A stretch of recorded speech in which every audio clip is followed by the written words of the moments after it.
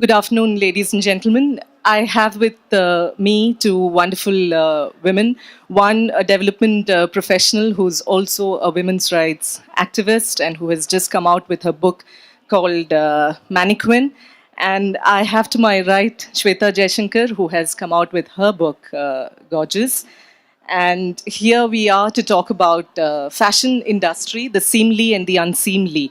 Some of the issues that we gloss over, some of the issues that we are aware of, but we do not talk about. And I start off with Manjima. Manjima, in her book, has very pithily summarized fashion industry and its workers to be saying that these are young women earning their livelihoods. And then she goes one step down again and she says these are young working women trying to earn their livelihoods.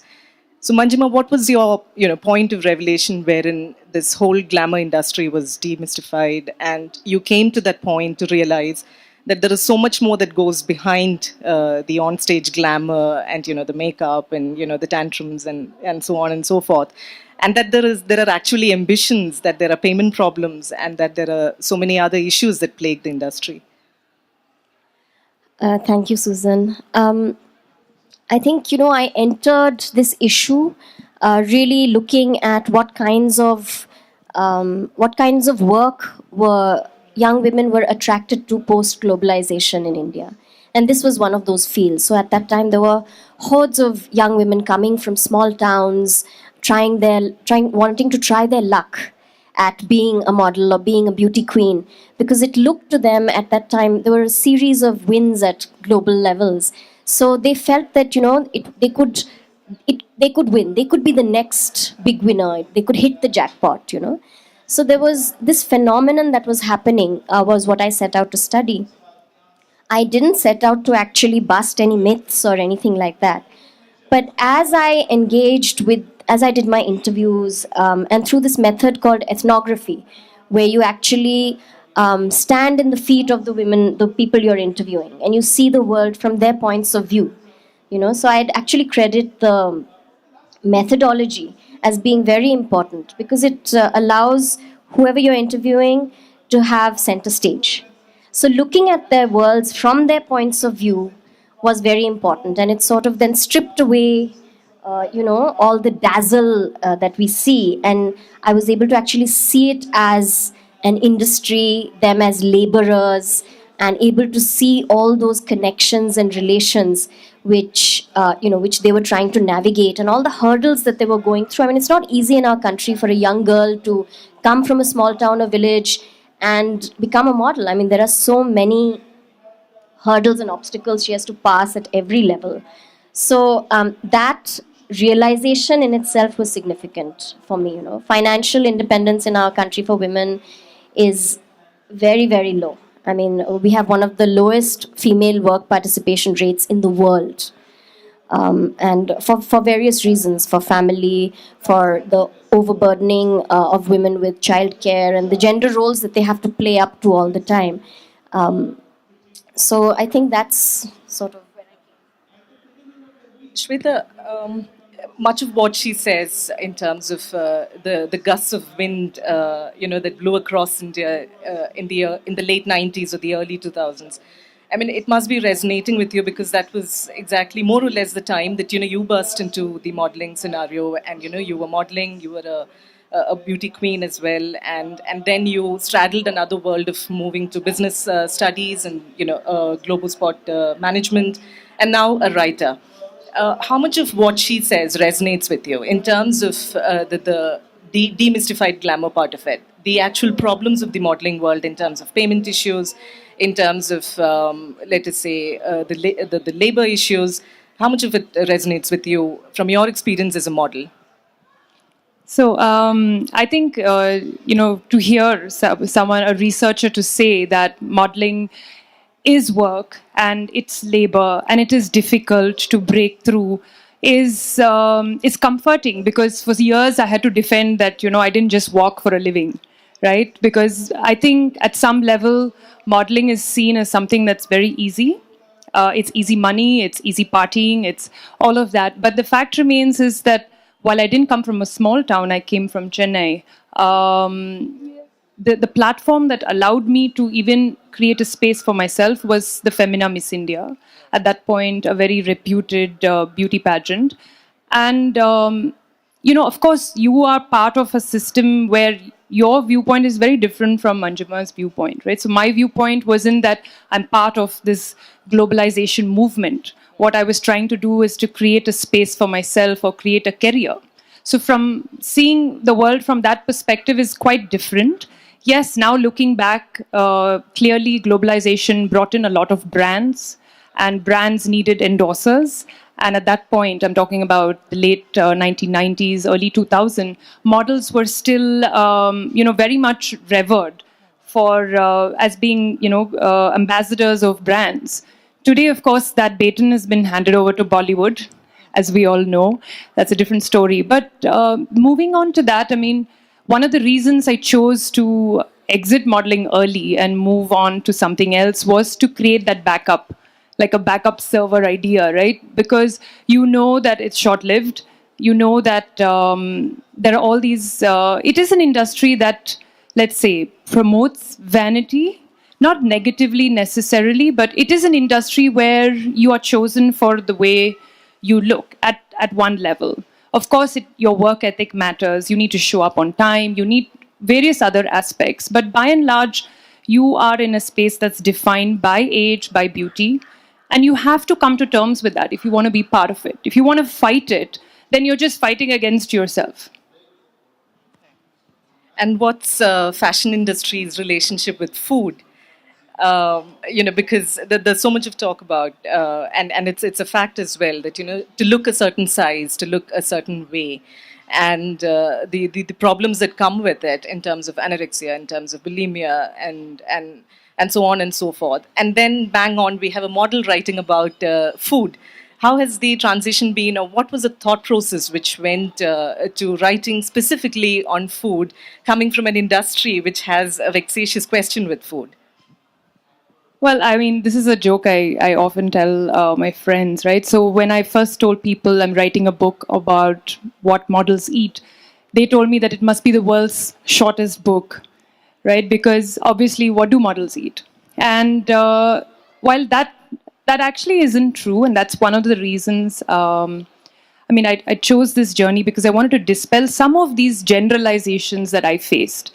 Of course, there are models who, not just models, there are people who I think have a very difficult relationship with food. Maybe their motives are looking a certain way. They could, have other sort of issues mentally as well. I mean, there are other reasons why people have difficult relationships with food. It could go back to childhood, and this is quite documented. But does the industry, specifically ask you to be a certain size? No. But when you're around people who are very conscious, who look a certain way, naturally you kind of, be a little bit more conscious. So I think that while that was one of the things I chose to do. I wanted to dispel this myth that as people grow older, so the book features recipes from models' kitchens and actors' kitchens, but also those who are not, some who are current and some who've moved on to other things. Especially, I wanted to focus on mothers because I think body image with postpartum is something that a lot of people feel pressured about, and that there is a journey to take. There is a long way, or there is a slow way to get back to feeling good about yourself, and that's something that I wanted models to speak about, because people think that somehow models deliver and then the next day they're back on the ramp, and it's not so easy. And so interviewing them was part of my idea, but really the starting point was my own personal experience. After 2 kids, I just felt I had sort of lost my way, and food was giving me a certain a kind of I was having a difficult time with the foods that I actually ate growing up, and it was giving me a lot of reaction, and I'd gone to hospital a few times, and therefore I started looking at food for food as it is, but I needed to straddle that story together. And so that's why I went back to what life was like as a model. I went back and got in touch with a lot of people who I'd lost touch with to find out, hey, how has your journey been? When we were models, we kind of took it for granted. But then life is different. I mean, as your body changes. And the response I got was, very interesting, because each of them had their own way of balancing life and balancing food. At the end of the day, we're Indians, right? There's just too much variety. There's too much diversity. We love our food. If we don't love our food, there'll be somebody very close to us who loves food. So inevitably, you can't ignore it. So I wanted to, while I'm not dismissing that anorexia or bulimia can be serious issues, in my own experience, I did not really find a lot of models who went to extreme measures. They were conscious, but they were also actually very aware of their bodies, very aware of what fitness worked for them, what didn't. And we experimented. We all went through phases where we would only drink coffee and Coke and, travel. And, we went through those phases, and we realized that actually doesn't make us look good. So somewhere we had to sort of redefine, either individually or as groups. And even things like what was available on fashion shows started to change thereby. Earlier it was pizzas and McDonald's, surprisingly, right? And so I think that if you listen to your own body, you'd realize that, there are certain measures that you have to take if you want your skin to be glowing for your, sunrise shoot. So, when she talks about the myth, about shattering the myth about fashion industry and, food and things like that, the other, the antithesis that, that's there in the book is about juxtaposing fashion and feminism.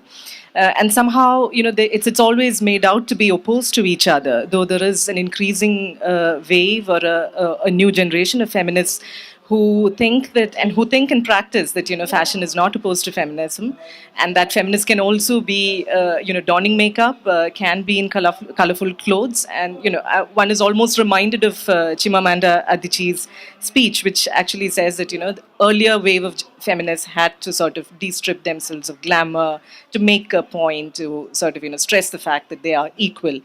And now there is an increasing acceptance of it, and there is also through makeup as a tool to as what we were talking about backstage, that makeup can also be a political tool. What we wear can be a political tool. So among your interviewees, straddling three generations, what has been what shall I say? What has been the political ideology or the change in the political ideology that you have noticed?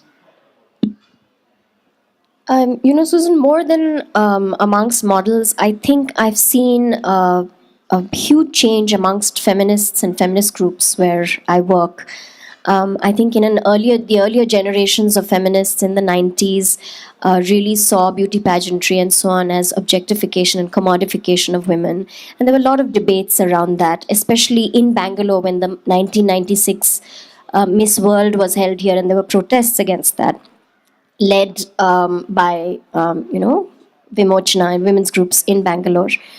But from that time till now, fashion and feminism have actually sort of come much closer together. A lot of it is by circumstance, because we live in a time where what we wear has become so political. So, bans on girls wearing jeans, or slut shaming of women who wear red lipstick. I mean, these things have become women's rights issues. So feminists are constantly pushing back against these diktats, and so there is. It's the wider environment which has changed, but also I think feminism itself has become much more reflective and inclusive, empathetic, compassionate, really listening to really the questions and debates on, say, trans issues or people with disability, people working in different industries, like whether it's sex work or whether it's the bar dancers of Bombay. So there have been many dialogues and alliances being made. So that the wider environment is changing. Within fashion also, there are, in a way, I am a little cynical, because I think feminism has become, it's become, like there's a t-shirt, you mentioned Chimananda. I mean, there's this white t-shirt that Vogue had their models wearing, which says we should all be feminists. And that shirt, when I looked it up on the net, it cost $750. You know, it's very expensive to wear a white t-shirt that says we should all be feminists. So in a way, it's tokenizing and using feminism. Or when Vogue does their empowerment ad with Deepika Padukone, you know, I am cynical about that kind of promotion of feminism. At the same time, I think a dialogue has started. And there's space for a dialogue. And we're here sitting in dialogue. I'm not going to jump at you. So are you trying to say feminism has become fashionable? A lot of feminists have become fashionable. Which I don't think is a bad thing, right? So they're meeting us midway. But I don't want to, again, take away from what you're saying. You're right that sometimes, a non-profit project or an event can be obnoxiously priced, right? But I think that the message is reaching out to an audience that would otherwise not come into the fold. So I feel that, while, a friend of mine was commenting just earlier today as we entered the Lit Fest. So he's saying, I see this group of people, I know they're coming for the Lit Fest. So I said, what look is that? Obviously, in what he didn't say is a certain sort of intellectual fervor and a certain kind of look when we and I said, but that's not true of everybody, right? It can't be. But the fact remains that we all come with our own prejudices or conditioning, and so I have faced that through all the roles I took and have taken, because as a model, you're obviously judged for, she probably doesn't eat anything, or, she must be partying all night, or it's nothing that's substantial about her. And you don't have to have someone tell you that to feel it. And then spilling over to business, again, when you're judged by where you come from. So you're constantly trying to prove yourself by being in the same spot. And I think that, again, feminists, I'm not saying all of them, but from where I stand, I think a lot of them go out of their way to sound like a feminist or look like a feminist and dispel a fashionable feminist thereof. And I don't see why those two worlds can't mix. I think, one of the reasons, the allegation that feminist groups have made of fashion, that still stands in some way. And we've not had enough dialogue on that. So the main allegation is that the fashion industry and the modeling and beauty pageantry industry create a body image ideal. They create an ideal, they create a norm that affects young people, and that young people feel pressured to follow and fit into. And that's something we have not, we've sort of been derailed from that dialogue because of this wider environment of right-wingism and so on. But what is changing the game, I feel, is the internet. Because now you have fashion bloggers who are, body positive fashion bloggers, you have plus size fashion bloggers, you have all kinds of people who are authoring this discourse, So there's a discursive shift thanks to the multiplicity of voices who are talking about expressing themselves in a certain way, wearing certain clothes, So in that sense, although in magazines like Vogue and fashion magazines, you see the same kinds of people still. There's not much change there. And I think the real change, we'll be able to see it when we see that change in those magazines. But why? So, moving to People aren't, because people are of different kinds. People have different body types. People have different... it's not a representation of who we are necessarily. So, instead of people trying to fit into the molds that fashion magazines create, I feel that, they should look at the opportunity of really representing the people as they are. No industry does that. Does Bollywood do that or Hollywood do that? Anything that's glamorous, you don't look at an athlete, a top level athlete, and say that, tomorrow I'm going to be ready for Wimbledon, or I'm going to be, because that it takes, a tremendous amount of discipline, a tremendous amount of talent. But the reason why people feel somehow only modeling, creates this body image or negative idea and creates all of these, anxiety among youngsters. And I'm not saying it doesn't happen, but I feel we are vilified. I don't think models should be deified, but I don't think they need to be specifically vilified. Because at the end of the day, there's no policy manual for a sports star or for a actor, but somehow that they are unique, or you don't aspire to just become them overnight. Maybe a few people do, but why do models as a group or Vogue magazine as a group? And I don't speak for them. I see your point, but I also feel that because modeling per se is unique, and somehow the aspirational barrier is lower, that we get blamed for body image issues among schoolgirls and college girls. But what about, say, what about Big Brother, or what about the popular music, reality shows for children?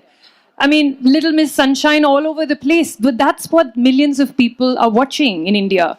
Millions of people do not know who I am or most of the model names. We are not famous. I agree, Shvetha. I think it is the macro industry that creates these norms and so on. So it's not, but I do think that it's different from an athlete, because people, models, or magazines that advertise clothes know that there is an extra small to an extra large. I mean, they know that clothes are for everyone. It's not for a certain. I think there's a slight difference there, but I absolutely agree that it is the macro level, the industries which need to be held accountable for the kind of standards they promote. But okay. Yeah. So let me bring also the elephant into the room, which is the social media. And social media is somehow a Frankenstein monster, so to speak, because you can't live with, you can't live without. There is a certain visibility that it ensures for any industry, any lit fest, and at the same time, I mean, you put an image out there, and the kind of comments, the kind of the trolling, the body shaming that you get, again, is worked both ways. Well, for one, when I was modeling, there was no social media. So my Miss India pageant is on a format of VCR or VHS. So a lot has changed, and it's not that long ago, right?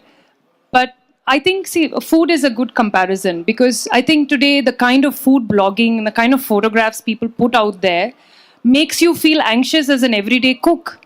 So I think that's a similar analogy to seeing a model or seeing a person look a certain way and saying, I want to be that. I know people who are anxious about the food that they serve for their guests because of the food blogging industry has made it, quite ridiculous about how everyday food should be served and looked in the kind of bowls. And these are discussions in, social settings. So I think, social media, like many things, any development is something you can't put back in a box, right? It's there, it's going to progress. And so we might as well embrace it. In fact, I think the most famous, glamorous people on social media are not models. In fact, they're, people who take fashion very seriously. So I think it's a great platform to bring real people who are fashionable, who have a point of view, who look a certain way out in the front. I think that's a great combative way to take on what you said is a problem with the industry, right? So anybody can put a Vogue-like cover or a piece and put real people behind it and have following. So I think social media is a great, movement, even with the trolling and even with the response. In fact, let real people and let all of us get responses from what other people like. So I think it's there to stay, and you might as well embrace it. On that note, I'll throw it open to question answers.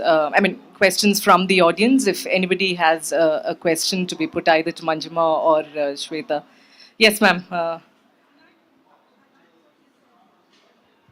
I liked what you said about children, that's an industry which you should touch upon, the use of Flipkart and these, adult voices being used for children, and your willingness to draw a comparison between your situation and them, and tapping into a much more innocent world than yours. I just wondered, your times that have changed, is there any way that your industry has to suffer or deal with or act upon Me Too? Do you want? Any one of them, any one of them. I think, any day now, things are changing so fast in the Me Too movement that I think one hopes that one will hear more and more voices. I feel that women in this industry face an amplified version of the problems that any woman faces when she wants to talk about the harassment she faces. Because she's already facing prejudice, she's already facing stigma, already being shamed, and. So to actually come out with her stories would be an amplification of the problems that people have anyway. But in this moment, I feel it's not so much. The Me Too, it's an incredible moment, the Me Too campaign. But what's more important, I feel, is the I Believe Her hashtag, which is creating the conditions for women to talk about sexual harassment. So if this spirit of believing women and really trusting that what they're saying and really wanting to support them, if that spirit continues, I think the industry will open. Sure. Well, I think I'm not sure about the amplification. I think it's also going to be a Me Too of a Me Too. I'm surprised that not enough stories have come out in the Indian industry. Having said that, I've been in the corporate world and I've been in the modeling world for roughly around the same time. I faced more prejudice in the corporate world than I did as a model. I'm not sure if it's my personal experience, but I know it's the experience of all the people I spoke to in this book and a lot of others. But yes, it happens, and I suppose it's a matter of time. And I agree with you that people shouldn't knee-jerk react like, oh, is this, what reason, why is this person coming out now? That shouldn't happen. So we have just enough time for one quick question. Compelling. Any man's voice. Yeah.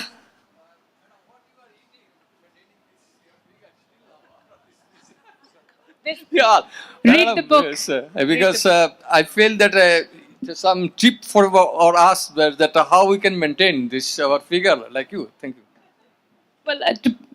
Well, one is buy the book, but the other is to find your own body's voice. I think each of us has a different diet for yourself. What you grew up with is probably most suited, but obviously within reason. So if you grew up eating kulchas and kachoris, then clearly, that needs to be revisited. But yeah.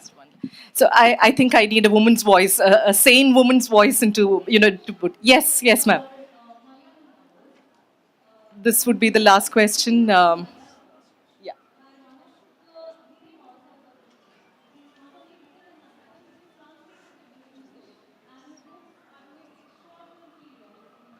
Ma'am, my question is open to any one of the three of you. So my question is, do you personally think that the Me Too movement has more cons than pros in our country specifically?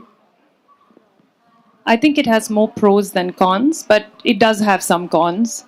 Do you want to also add in? I think we are unanimous about the point that it definitely has more pros than cons, and that there has to be no dispute about it.